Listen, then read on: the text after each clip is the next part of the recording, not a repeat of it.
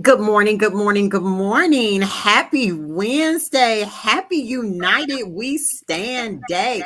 Happy the day after the election type of day. For those of you guys that don't know me, I am Torin Darling Brazel, founder, CEO, and president of Ignite. And I am so excited that we are finally here. For those of you guys that don't know or may not remember, we actually kicked off this United We Stand series.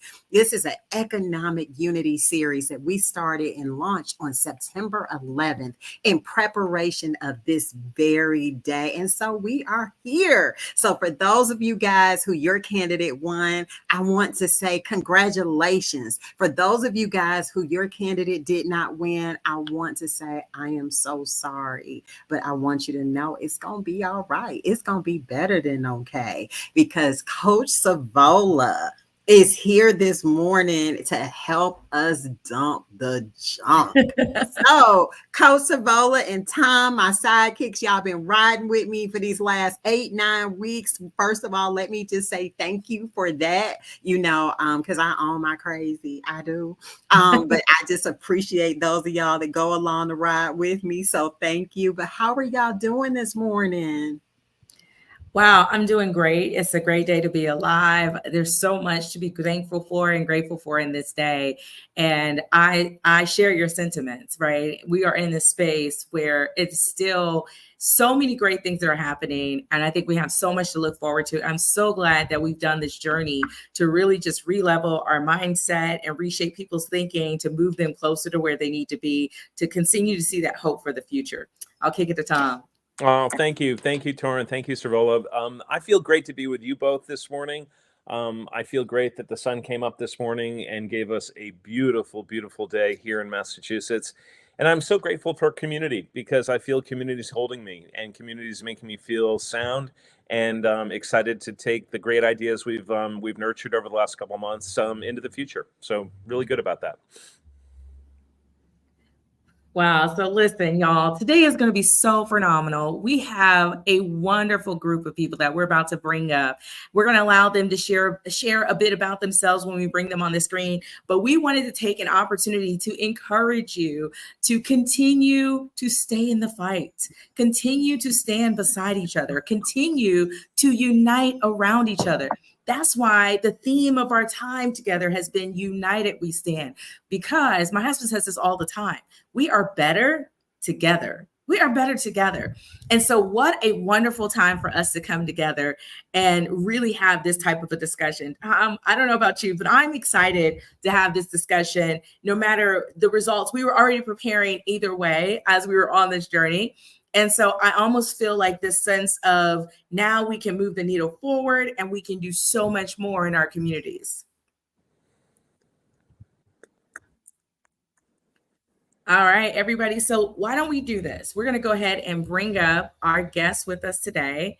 And we're going to start with Kathleen. Kathleen, just share a little bit about yourself so that the audience can get to know you. Thank you so much. Good morning, everyone. Thanks for having me here. So my name is Kathleen Clark, and I center my work in the community development and specifically economic justice or economic finance space. And I do a couple things. So one, I work with an organization in Baltimore called Baltimore Community Lending, and we are working very hard and putting together an exciting project which will act as a central hub to provide support and education and hand-holding resources to our small businesses across the greater Baltimore region. So that's really great to work with partners there.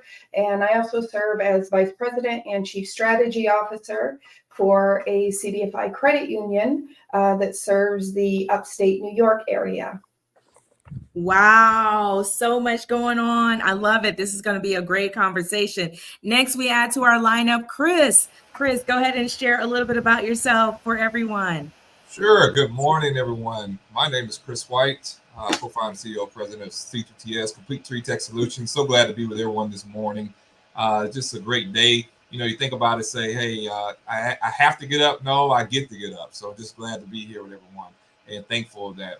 I'm coming from Birmingham, Alabama, and what we do is we really target those areas, those rural, remote, and low income community areas that we want to focus on bringing economic development solutions and strategies to those communities that need it most.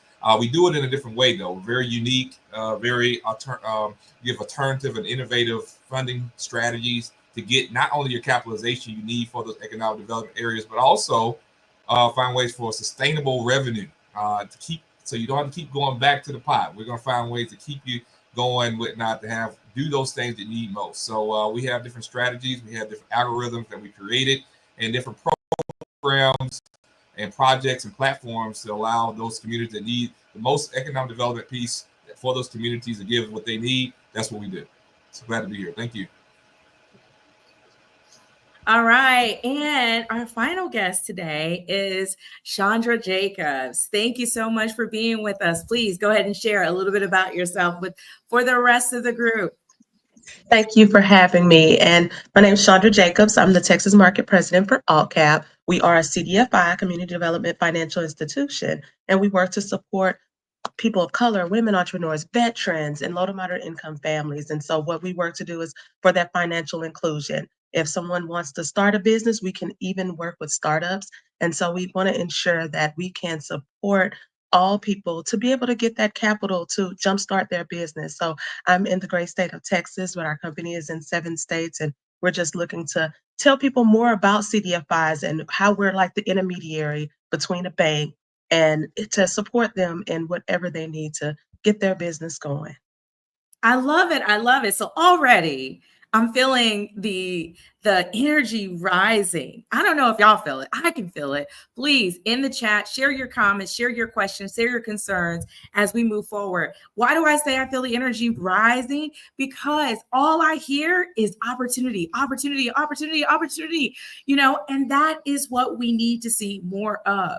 When we're looking at this type of a season where we've experienced the highs and the lows and so much stress, one of the things that we can fall prey to is the sense of hopelessness. But I'm hoping that you all are starting to feel that there is some sun breaking through some clouds this morning. And so for those of you who are like, you got too much energy, listen, I always tell my clients and the people that I train and I coach, listen, let me be your coffee this morning. Let us be your coffee this morning. Let us be your joy this morning. Let us spark that love in you this morning. And so one of the things I really want to start our focus on, because I know a lot of people are thinking about, what do I do now? Like, how can I move forward now? How can I navigate knowing what I've experienced? And one of the things that I thought about is, Torrin alluded to this. I have a book that's being released in a couple of days called Dump the Junk. And I think it's so pivotal for where we are right now. Getting rid of all the things that are not serving you, they don't bring value to you. They basically get in the way and create those roadblocks and hindrances from us being able to do the things we want to do. So I definitely want to encourage you all, as you're going through this process, use it as a way to dump the junk. Use it as a way to let go. And so I want to encourage you all to think about shared values that we all have and focusing in on key values that we have. And so I'm sure you all are seeing the theme here of economic development and recognizing how economic development can be a uniter. And so I want to put that out there to you, to the folks who are joining us, but I'm going to give Tom an opportunity to talk before I take the reins here. And, but I want you to start thinking about how economic development can play a role in helping to unite and grow our great country. Tom, go ahead. Serval, it is so awesome to share this space with you and our amazing guests this morning. I want to just pile on with your good energy to highlight for me the critical need to organize my thinking around the theme of abundance and not to allow myself to ever fall prey to the theme of scarcity. And as we come through what's been a really challenging election process for a lot of folks, and we're really excited to see the new leadership emerging and the promise that offers. I hope that I am, and I hope all of us are able to hold on to the feeling and the spirit of abundance while we dump the junk, because it's that fear and that overt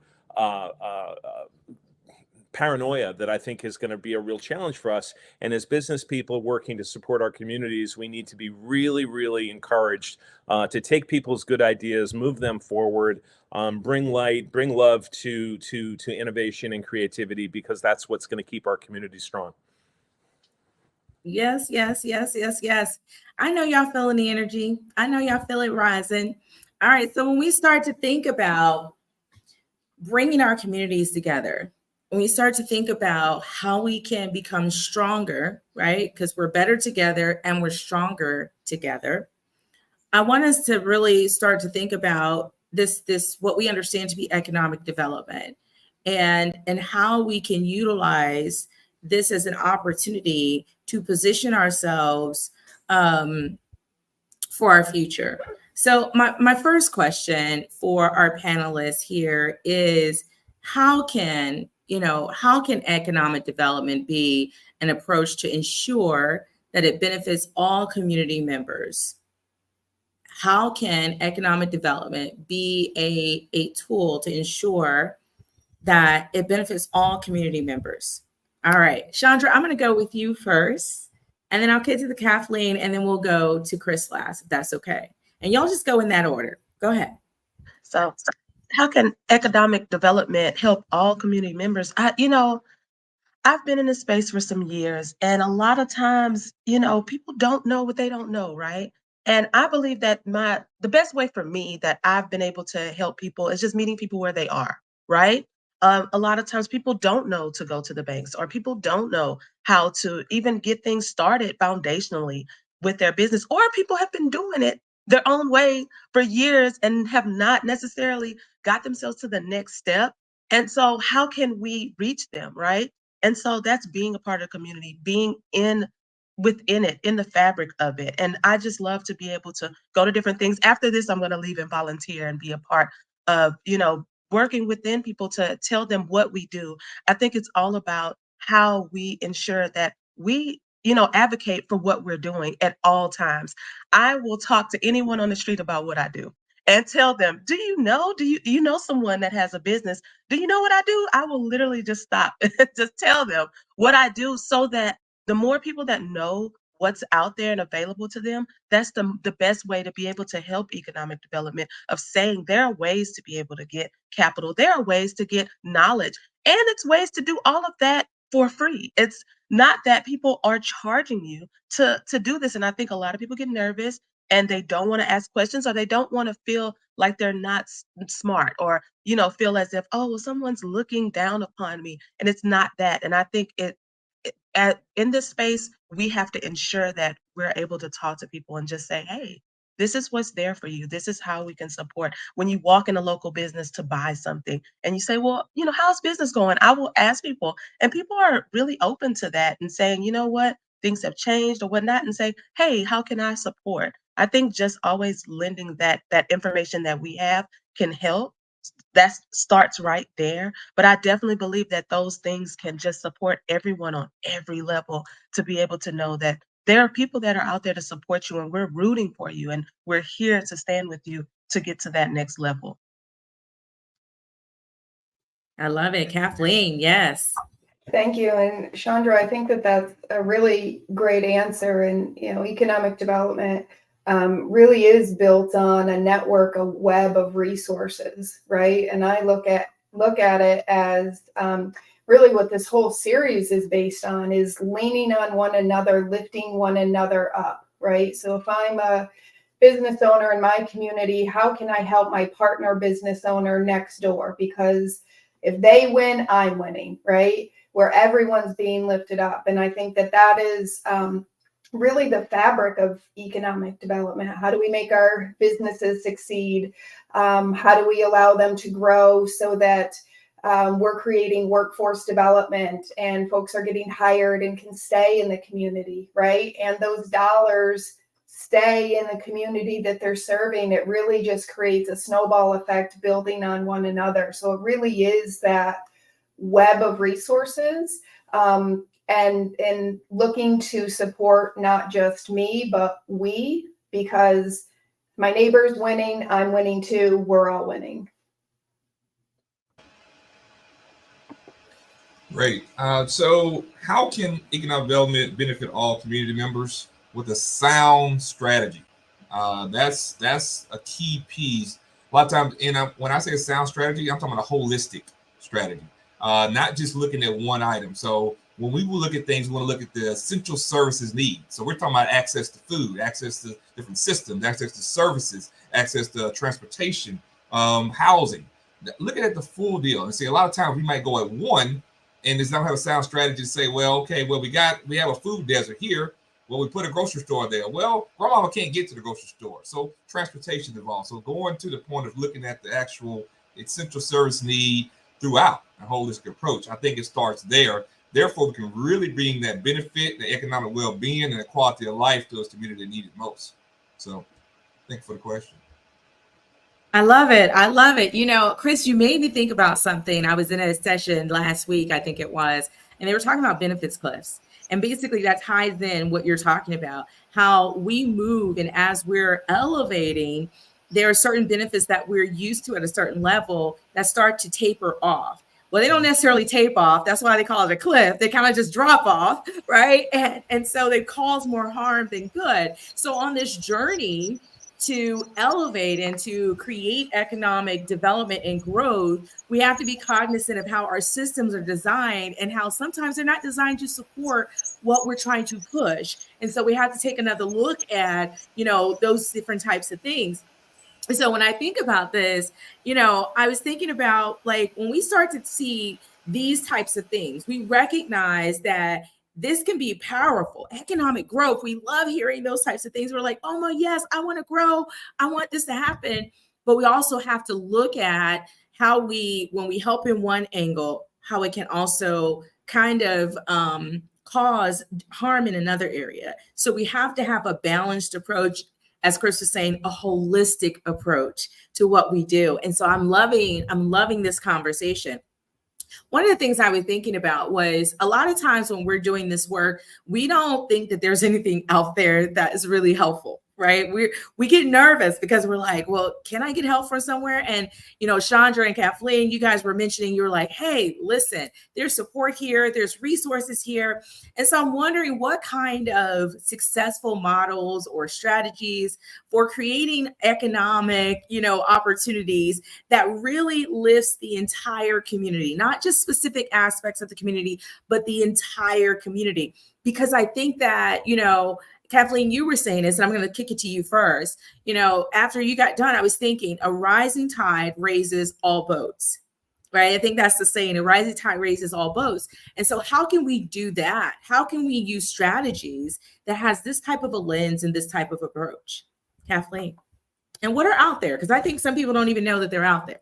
Thank you. Yeah, and I think, you and Chris certainly have mentioned this already, is really looking at the whole needs of the community that you're serving and understanding that community that works really well. Something that works well in Birmingham, Alabama may not work as well in Baltimore, Maryland, right? So I think really understanding the community that you're trying to serve, and looking at the needs of those folks. I apologize. The name of the organization is actually escaping my mind right now, but there's a group in Pittsburgh that I think that does this really well. And while their focus is on helping Black women entrepreneurs, specifically in the retail space, they've really taken that holistic approach where they say, okay, we can provide education and training with regards to business, but we also have to provide daycare and we have to provide transportation, like Chris said.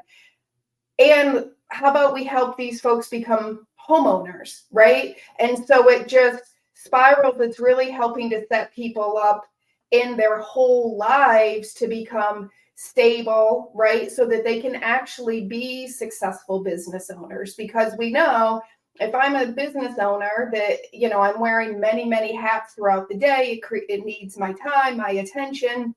And I'm a single mom that's getting pulled away to my kid's school, or I'd love to go to this training course that's, every Thursday night for a few weeks, but I don't have daycare for my kid. Oh, now I can't participate. It really is looking at all the needs, understanding that community really, really well, and making sure that that support web is woven to support all of those needs.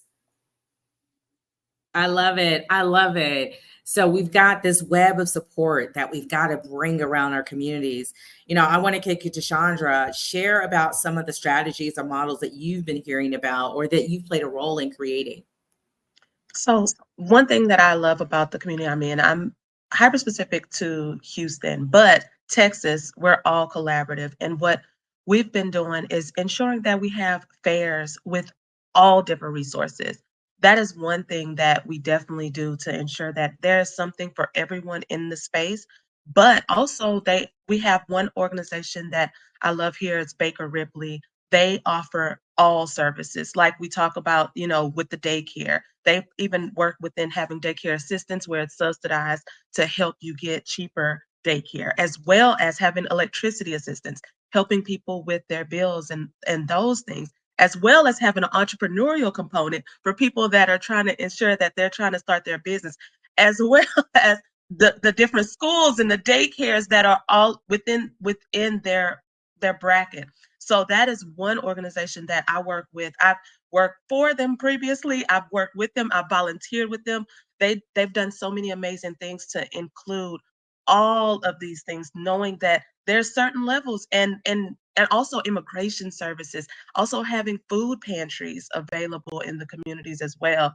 That's a place that I know that everyone could go, and they also have it to where they bring resources and say, outside of us, we're able to support you as well with different people and different avenues. And I'm definitely like such an advocate for what they're doing in our community to help and just say, hey, we are here. And it's that, we are where you are, and we have all of these different things and tax services for free as well. So I'm telling you, I could list off so many things, and what I see in them, I think can be replicated in all communities. Like Kathleen said, everybody's not the same, right? All communities, all states, we're going to all have different things that we need, but you can mimic that kind of foundational element to say, okay, what services are best for our community that I think can definitely impart some great resources for people. I love that, being able to have that kind of a menu and pick off the pieces that you know. And I love something that you're saying. It's like this theme. There are best practices that are out there, and let those best practices be that menu. And you can pull down the pieces that are really in alignment with where you're trying to go in your communities so that you can truly be that rising tide that lifts all boats. All right, Chris, I'm throwing you in the mix. All right, good deal. So first off, thing is, we help create those models. So because what you mentioned about everybody doesn't wear the same size shoe. We don't all wear size 10, right? So therefore, we got to mix it up. We got to make sure we have the right size shoe for the right community. And so that's where we go in and we work at it. You got to be open minded first off. When we come with these strategies, you're gonna have to change the way of doing the same thing, expecting a different result. We all know that's called insanity, right? So therefore, we go at it an approach to say we may come with a creative model that may come from a top-down model. It may come from a bottom-up. But you've got to have those multiple strategies to say, okay, what is it that you can bring from the federal government down, from the hyper-local right at the community up, to take that approach. And what we look at it as say, hey, let's do this first. Pretty much we call it ESI, Essential Service Index. But we look at the index and we say, hey, these are the essential services that are needed for these communities. How can we find different pots of money and different things, alternative, different funding and capital stacking and all different ways to say, hey, these are different ways we can get these things capitalized, but not only capitalized, but also make sure we get them to sustainable revenues coming in over year in, year out. So we want to make sure it's a win-win approach. So at the end of the day, we're not, if we don't have all sides winning, the community, we don't have the stakeholders. If we have shareholders, if we're doing we're signing up a model where we're bringing in private investors, they want to win. We want to make sure it's a win-win for everybody who is part of that community. And you have to do it with, of course, collaboration. But I like to call it sometimes passive collaboration, where sometimes people come in, they do what they do. they don't have to change what they do. So you might have that. So you got to make sure you bring people in for what talents they have, understand what's the ultimate goal is to actually bring that community well-being and quality of life to those communities. So different strategies for different folks. So we enjoy doing that. I love it. All right, Tom, I'm going to put you in this mix because I see there's some thoughts are percolating there. Come on in. Well, thank you, and thank you everybody for the thoughtfulness. Yeah, a couple of thoughts are bubbling up for me, and I'll try to frame this my three ideas, my 3 points in some sequence. I'm going to start with what I'm loving out of this conversation is the holistic. I think was a word that somebody shared. Approach and the requirement that there needs to be integrated solutions to meeting people's needs. And I personally find that to be challenging in a capitalist culture, that really speaks to the reductionist and keep it simple and focus on efficiencies, drive for the bottom line, return on invested capital, means not being distracted. So I just hold that tension up, and I'll shift that to the other beautiful word that's been shared, which is collaboration. And the need to listen, deeply and thoughtfully to your market to understand where the need is and to understand the complexities and the nuances of that need, which again is hard because I think in our culture we celebrate the self-sufficiency and the get up and do it by yourself. And I by myself with my strength and my will of purpose are going to drive to the finish line. Get out of my way. And that leads me to the third point, which is I've discovered in the conversations I've had with friends, entrepreneurship is really hard. It is a lonely, lonely, lonely job. And if there's anything that these points that I've lifted, I think support is your success is predicated on your ability to find partners, people who think in a way that's different from the way you think, people that see things in a way that's different from how you see things, and bring them into your circle and make them truly and authentically your partners, to think and strategize together about how best to meet the community's need.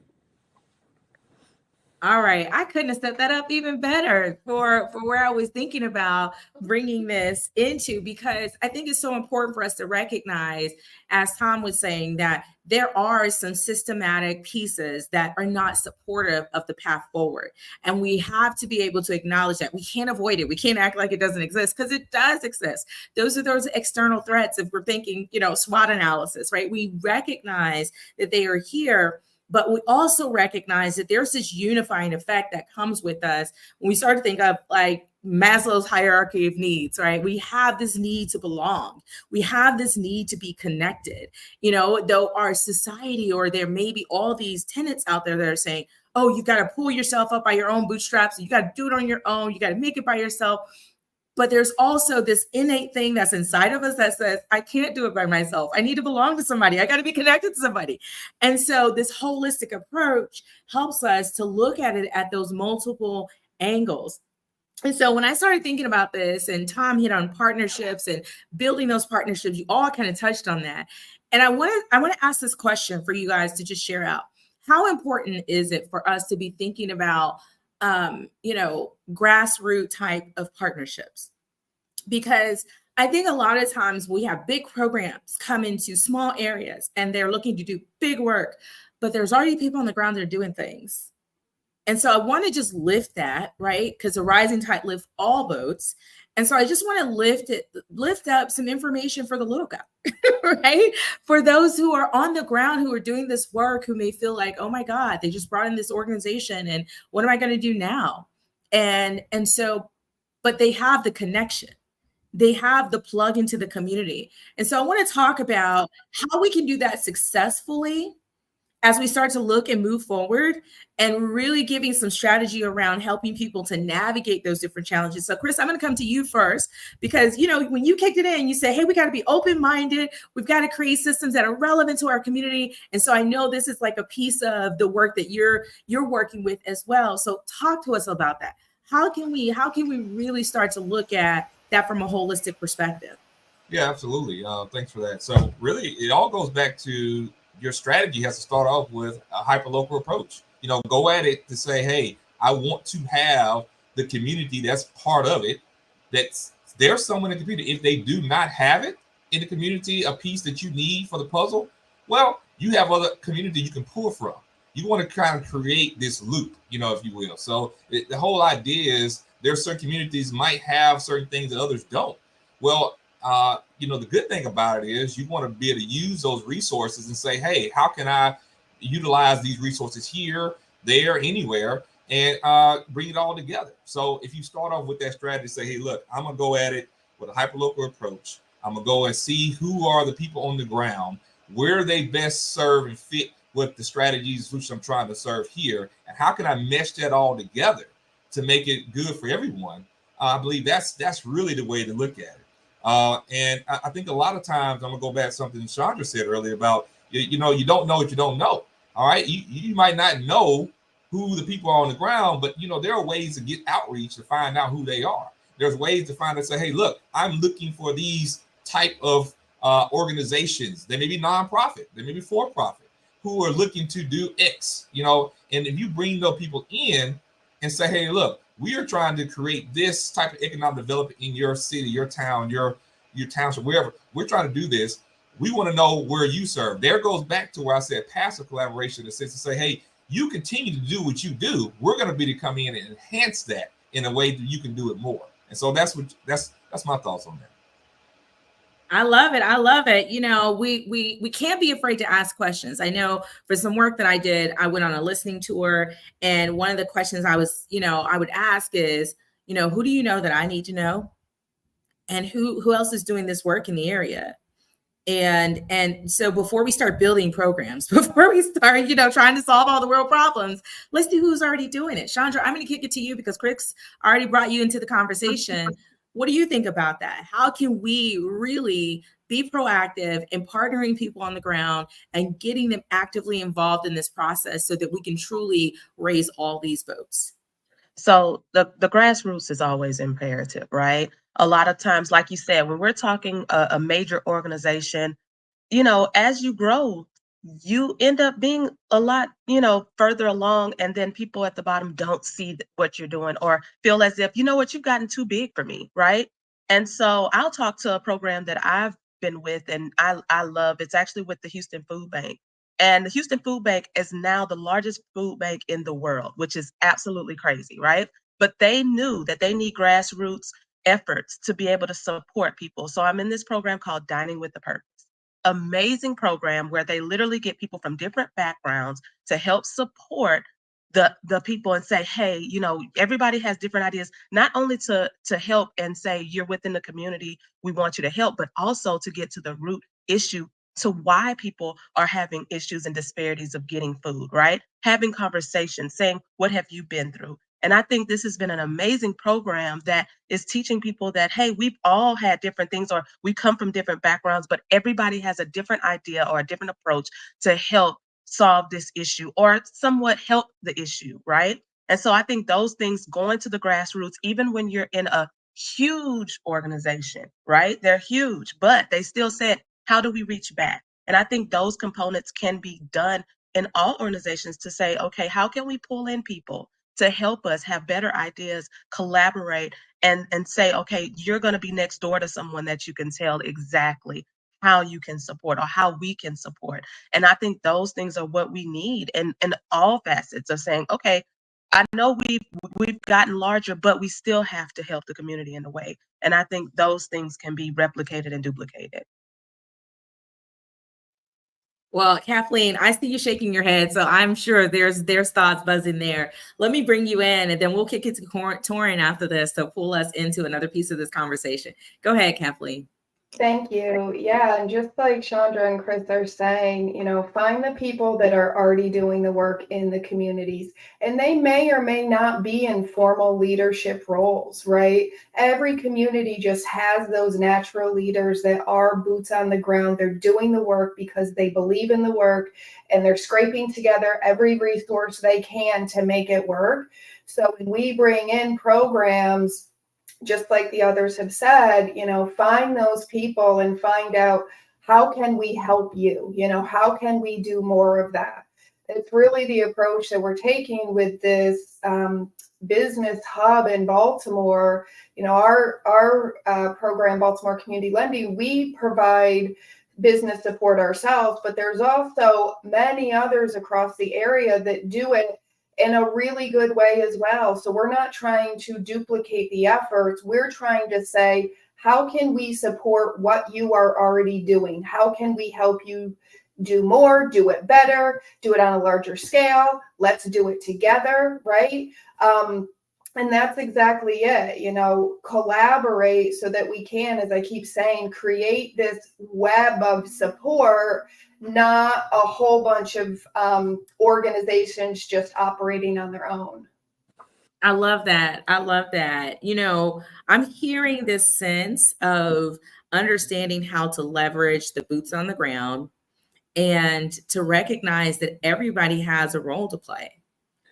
And really recognizing that in the way that has this shared value across. Because I think there's this thought process. I think Chandra, you hit on it. When we see new organizations coming into town, we think, oh my God, I'm going to be obsolete. But the reality is you speak the language, you know the culture, you know the community, you know what'll work, what won't work. And that within itself is valuable, because I don't know of anybody that wants to start a program and wants it to fail. And that's the recipe for success, right? Isn't it? It absolutely is, Coach Savola. I had to tap in because y'all start talking about partnership, and that's like my jam. That's what we do. That is what makes the world go round, right? I'm a Christian, and so there is this scripture that talks about how it's not good for man to be alone, and typically we relegate that to just relationships, right, to marriage. But the older I get, what I'm seeing is that is a life principle. It is not good for us to be alone. And what I have seen is that working together, we are definitely much stronger. We are able to go a lot further and much faster, right? Because we're able to come together and to really leverage and play off of each other's strengths. And so I just wanted to tap in because, when you look at the fact that, okay, we have Chandra holding it down over there in Texas. We have Kathleen and her group up in Baltimore. We have Tom over in Boston. We have Chris in Alabama. Chris and I are in Alabama, but I'm gonna throw Cleveland, Ohio up in there, right? And then we have Coach Savola that's in Orlando. Y'all, you're looking at the power of partnership in real time, right? And so as we move forward and you're looking in your community, again, for those of you guys that your candidate won, congratulations. For those of you guys that your candidate did not win, we are so sorry. And we acknowledge that this has to be an incredibly hard time for you. But we're here to let you know that together, united we stand. You are not alone. And if you begin to look for the allies that are right there in your community, look for the allies that are out here nationally, right? That we are able to do this, because at the end of the day, regardless of who your candidate is, absolutely, Ebony, the work continues, right? But regardless of who your candidate was, the things that still all matter to us, right, is the fact that we all have some place safe, sanitary, and secure to live. So where's your home, right? That we have the best education for ourselves and for our children, right? For our teams, for those of us that lead businesses and organizations, that we are able to have air to breathe, right? Clean air to breathe, like energy. Those things matter. Our finances, there have been so many resources. And so I want to let you know that this upcoming Saturday, Ignite is hosting virtually. It'll be right here not on LinkedIn, but we're going to stream it live on Facebook as well as YouTube, our 6th annual Empowerment Summit. And this is where we're going to drill drill down on those things that matter to you. We are kicking the day off with Coach Savola helping us to dump the junk. Then we're going to roll to Michael Shepard, and he's really going into all things personal and business as it relates to your credit and your finances. Then we have Jimmy Strong coming to break down tax mitigation. You want to know and understand, right? How can you, with our new president that's coming back into this thing, you know, it was very controversial a couple of years ago when we first found out that he only paid like $700 and some in taxes. And a lot of people were upset about that, but y'all, I wasn't upset about that. What I was mad at, and I was mad, right? That I was like, okay, so wait a minute. Why don't I know the strategies, Chris, right? On how he did that. So we've been on this relentless pursuit. And guess what? Jimmy Strong is coming to break it down for us. You know, how can you, right where you are, right, be able to look and maximize every opportunity that's available for you? Jasmine Montgomery is coming to help us put together our cash flow projection. Y'all, who wants to look at their finances not just a year out, not just 13 weeks out, but how about 3 years? How about 5 years? Because Tom, that's what I heard, that major investment firms and corporations are looking at their financials 5 years out. Who knew? Well, guess what? Jasmine Montgomery is coming to break it down for us. Like, we not playing, because as Ebony said, the work continues. And what is success for us is the fact that you are winning, and that you are not just winning, but you are winning with purpose, and you are winning with determination. We are here this morning to make sure you understand that you can do this. You've got this, regardless of if your candidate won or not. You've got this. And we working together, partnering together, are going to be able to run faster and go further. So, Coach, I'm going back to the background, but you know, y'all was talking about that partnership stuff, so I had to roll back on it. No, it's absolutely good. Tom, I'm going to kick it to you to share, and then we're going to start working our way to closing today. It's been a powerful time. We've covered so much, but wow. Tom, go ahead. Wow. You know, Torrin's words are still ringing in my ear, which is a great thing. I wanted to touch down on the conversation before Torrin joined us to just share a thought. And it's a thought that I think sits at the heart of Ignite, and it sits at the heart of the work that we're all doing. And that is data. The information content that you see as a business person looking for opportunity in partnership, in collaboration with those leaders, elected and unelected within the community, to discern and qualify what is this business opportunity. What are the measures? What are the measures that the community cares about? What are the measures that you as a business person care about? I love, Chandra, the conversation about a food bank. You know, there's a clear place there to say, hey, you know, what would the outcomes be for the city of Houston, for these communities that live and make their grow their families in the city of Houston? You know, what are they measuring in terms of what is going to be a progress, a marker for achievement? And how can you as an organization align yourself to that? That feels really, really important, really practical, and honestly, something that would create the sustainability for some of these businesses. So let me introduce a different kind of situation. You know, I'm a poet, I'm a writer, and I want to open a bookstore, and I'm passionate about books. I think everybody should have books on their walls. And I set up my bookshop, and then Amazon comes along and sends me, you know, to the side, you know, to the curb of the road. You know, what do we do with that? How do I, as a bookseller, cultivate and nurture linkages to my community so that maybe I serve coffee and breakfast? I don't know. But my message here is to listen deeply, build partnership across division, find answers to questions, not by yourself in your own creative genius, but in collaboration with other people, and work to maintain that by sharing information, sharing change, sharing challenges, sharing opportunities. I think that data piece is a really important part of the strategy that Chris pointed us to at the beginning. I love it. I love it. And, shameless plug to Ignite Central for being like a catalyst for data collection and providing organizations that pathway forward to be able to get that right type of data to elevate what they're doing even further. As you were sharing, Tom, I thought about the power of being plugged in to the community, right? As you were saying, I was like, you'll know how to pivot if you're plugged into the community.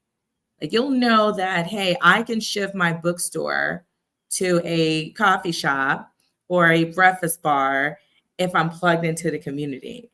And the same thing goes for nonprofits. You'll know that certain levels of service need to be elevated because there's a gaping hole in the community for that. So many pieces that we need to really understand and be plugged into as we start to move forward.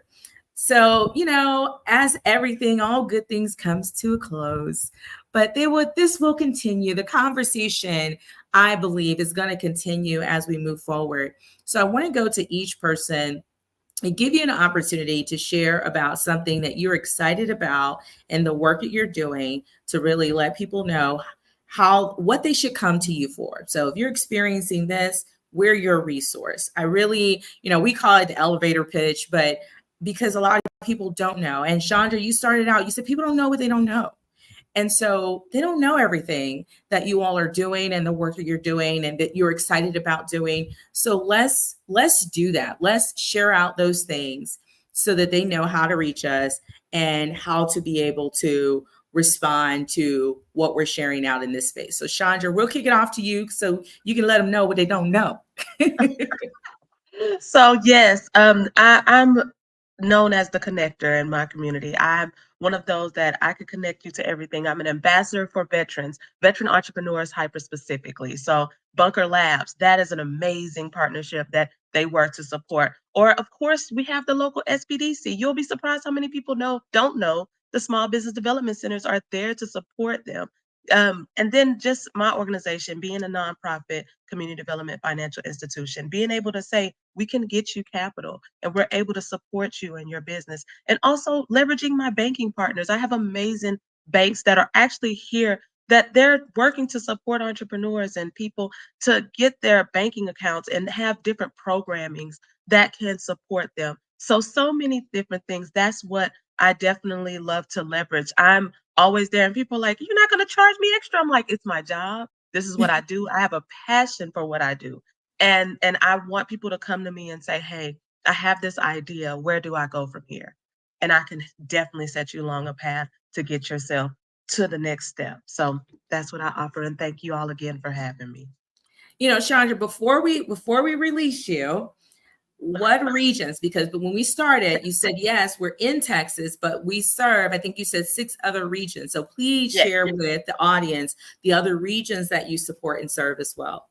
For sure. So I'm actually in the headquarters state. So I'm actually in Kansas City right now. And that's Kansas and Missouri, as well as Colorado and then California. And we're in Nebraska and Iowa as well. Wonderful. Thank you so much for sharing that. So for those of you who are out there in the space, you heard your state, you heard your area, please make that connection. That's what we're here for, to help you to connect the dots. All right, Kathleen, coming to you next. Thank you. So similarly, Baltimore Community Lending is also a CDFI loan fund. And so we provide flexible underwriting capital to small businesses. And also with the hub, the business center that we're building, we're super excited about that because we're expanding those services to businesses at all stages. You don't have to be seeking capital from us to work with us. So it's really, if you're a business who's looking to grow, if you're a business who's looking to hire your first employee, if you're a business who maybe needs to start to develop a leadership team because you are the owner and you've been doing it all and you can't do everything forever, all the way up to those who are planning to exit their business in the future. So exit planning, succession planning, We offer the whole services. And again, our format is not just what we offer, but with all of the partners around the greater Baltimore area. So funding through us, through different bank partners, different technical assistance, so that small business support, as well as that personal financial aspect of it. So looking at your credit report, credit score, I know it's nobody's favorite topic, but we've got to address it at some point. So we've got partners for that as well. I love it. I hope y'all seen it. And Kathleen, your region is Baltimore, the Baltimore, Maryland area, correct? Yes, exactly. Yep. All right, perfect. Chris, we're coming to you. All right, good deal. So I want to say that if you're a business, whether you're a nonprofit, for-profit, and looking for strategy and solutions that is going to be unique, what you need, and not looking for those zero-sum type game where somebody's winning, somebody else is losing. We're going at an approach for more of that, getting out of the red ocean. I'm without some terms on you. Some red ocean. That's the competitive world that we live in right now, and get to the blue ocean strategies of untapped markets. A lot of people don't know that. What you don't know, going to shop, there's a fund out there for these communities, rural, remote, low income communities. $1.3 trillion that sits right there that's being underutilized because these communities can't access it because they don't have the infrastructure in place. Well, we find ways to how you can get access to this capital and how you can use it for sustainability and growth. The other part about it is if you're tired, I'm speaking to people who are tired of the grants and you apply for them, and 10% of people are actually get the grants and it's oversubscribed and underfunded. If you're tired of that and you want to get to a point that you're like, hey, I'm of the 90% of the applicants that didn't get the grant, but I still have the needs, and you need to find different strategies there to get those done, this is what I can help you with. If you are the 10% who got the grant, I'm the person to say, hey, look, what about taking those grants and using for some seed capital to really get a holistic approach to actually do what needs to be done in that for the infrastructure community needs to be done? That's where I stand. That's where I want to be, and that's why I would love to help you out on that.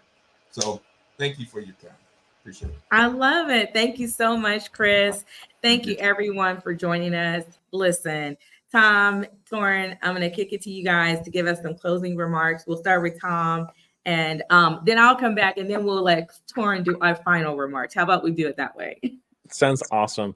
I just want to say thank you to each of you, Torrin and Servola, for including me on this journey. I have absolutely treasured the Wednesday mornings with United We Stand. I think we've had incredible guests sharing incredible wisdom and insight on so many threads that bind us, so many threads that connect us. And I think each of our challenges, and I'll take my assignment, is to work with the threads that are at my fingertips and to keep weaving, the fabric of something that's big and beautiful for the world that we have today and the world that we'll have to pass on to our children and hopefully, with God's will, grandchildren. So that's those are my thoughts here. But gratitude is just overwhelming as I sit with you both. Wow, thank you so much, Tom. It's been wonderful these past few weeks. I feel like we've been together for months, y'all. But I will say this, I'm so excited about the opportunities that are before us. I know that we're in a space right now where a lot of people are feeling desperate, destituted. They're losing hope. They don't know. They have high anxiety because of, where we are from our election cycle. But here's the thing. Your dreams haven't changed. Your needs haven't changed. Where you want to go hasn't changed. Just because there's some dynamic shifts that are happening around us doesn't mean that those things shift. They haven't shifted. So what I want you to do, I want you to take this as an opportunity to let go of those thoughts. I call them stinking thinking in my book. Let go of the stinking thinking that's getting in the way of you moving forward. All you have to do is to continue to put one foot in front of the other. Look for ways to be able to partner, get with people that have shared understanding that can really be your yes people, right? So for those of you who are like looking for something else, get some yes people around you, not people that just say yes to you all the time, but people that have a mentality of going after things that are hard to do, but they find the possibilities in the impossible states. And you'll find as you keep dumping the junk, as you keep getting rid of that stinking thinking, that you'll rise to the top. And guess what? You won't rise by yourself. You'll bring others with you. I want to encourage you to refuel yourself. Take a moment today in the silence to refuel yourself. Take that moment to breathe, clear out the clutter that's going on in your mind, and just say that today is going to be a great day. Think about what you want to receive from the day, and then go after that. Don't think about what you've lost from the day. Tom said it earlier. Get out of that scarcity mindset and stay in the abundant mindset. And you'll find you'll continue to elevate and move to the next level. Thank you all so much for this time. I'm super excited, Torrin, for just being able to share in these last few weeks with everyone. If you don't know anything, if you don't gather anything from our time together, remember this: dump the junk. Thank you all so much. Wow, Coach. I don't have anything to say past that other than if you have not already, join us this Saturday virtually at the Ignite Empowerment Summit. Go to igniteempowermentsummit.com, where this conversation, this journey is going to continue. You guys have an amazing day. Bye. Bye, everybody.